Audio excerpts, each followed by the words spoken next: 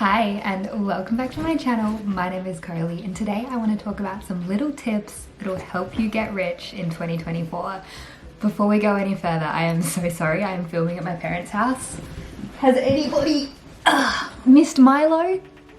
He's living his best life here, but I've got Milo and Biscuit behind me and they like to fight and get noisy, so I'm so sorry, but the show must go on. So, are you ready to get rich in 2024? Okay, so my first tip to get rich is, do you have multiple streams of income? So what do I mean by this? A stream of income is where you make your money from. If you go to a full-time job and you get a paycheck once every 2 weeks, that is a stream of income. If you have a side hustle where you make birthday cakes for friends and family and they pay you 50 bucks a cake, that is another stream of income. If you have a YouTube channel where you make $100 a month, that is another stream of income. So why am I so passionate about you having different streams of income when it comes to getting wealthy? You guys are gonna kill each other. So when you're working a full-time job, chances are you have a salary and you're not going to be able to go above that. For example, I make $875 a week at my full-time job.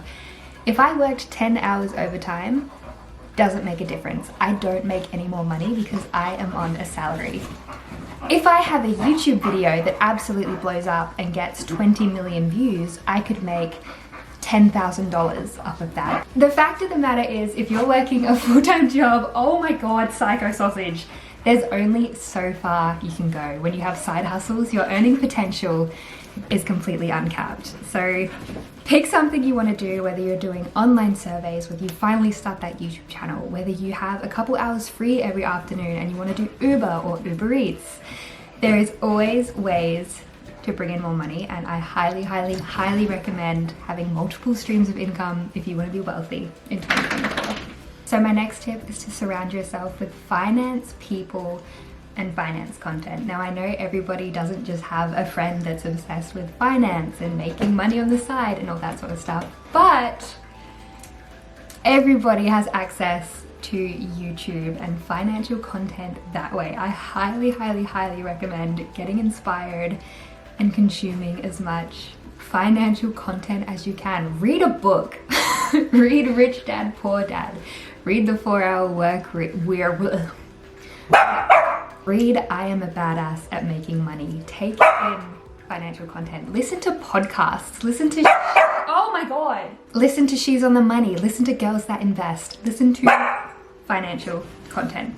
Surround yourself with financial content and you will be more inspired to make changes to your own wealth. So my next tip, she's pretty obvious, but that is to track your finances and make a budget. For example, there is a high chance that you are paying for something that you don't use in the world of subscriptions, in the world of Netflix, in the world of Photoshop. There are so many subscriptions that we pay for, and there is a very high chance you can get rid of something and save that little bit of extra income. For example, if you have a gym membership but only go once a month, maybe it's not worth having that gym membership. Save that money, because going for a run outside, totally free.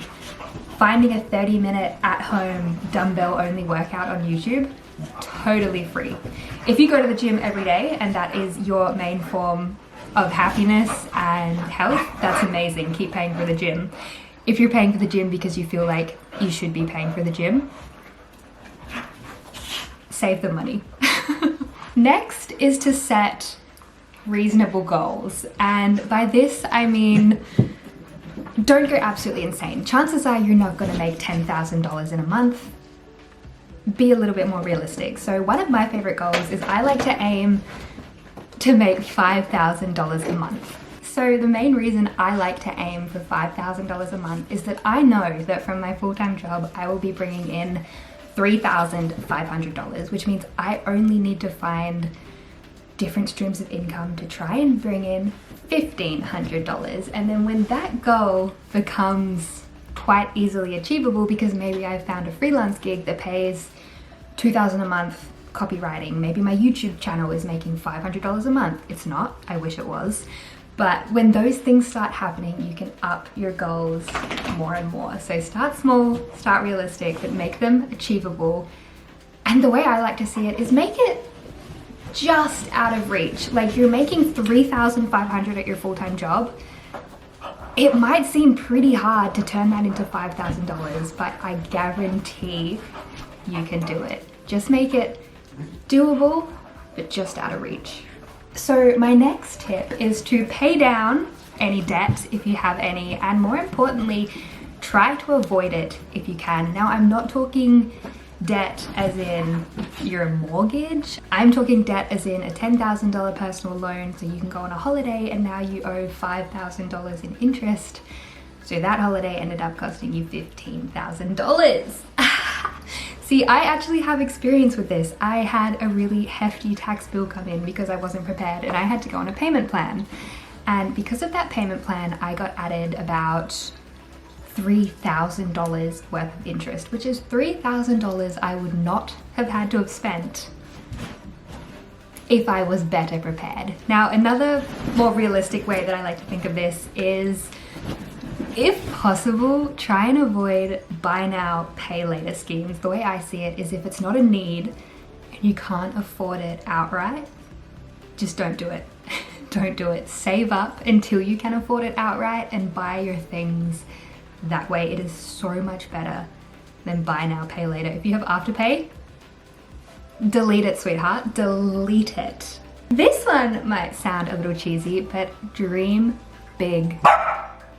Thank you, Milo agrees, and believe in your dreams because manifestation works. If you're someone that's having a really bad day and you're focusing on all the negative things, chances are a lot more bad things are gonna happen. You're gonna catch every red light. You're gonna burn half of the schnitzel you're cooking for dinner and you're gonna truly focus on all those horrible things. Whereas if you're having a good day and you're focusing on the good things, being stopped at the red light isn't gonna matter so much because your favorite song's on the radio and you get to scream the lyrics out loud. So the more you focus on the good and the positive and the future you wanna have, the wealthy, rich woman future you wanna have, the more likely it is to come true. Focus on the good, focus on what you want, and you'll get more of that in return. Another little tip is before you become wealthy, you have to want to become wealthy, because if you don't want